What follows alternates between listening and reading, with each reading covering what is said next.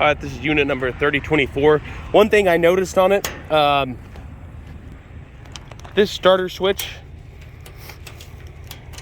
does not start the unit for some reason. I don't know if it's dead batteries. It could be the little switch here.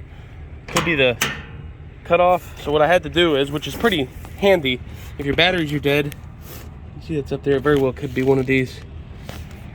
What I had to do was, I just reached underneath here, grabbed the pulley, which is neat that it has one.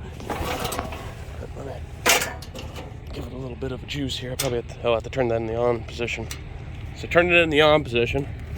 You can grab underneath, give it one hard.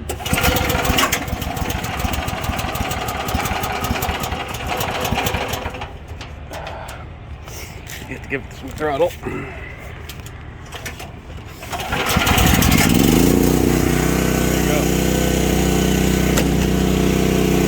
Got a toolbox.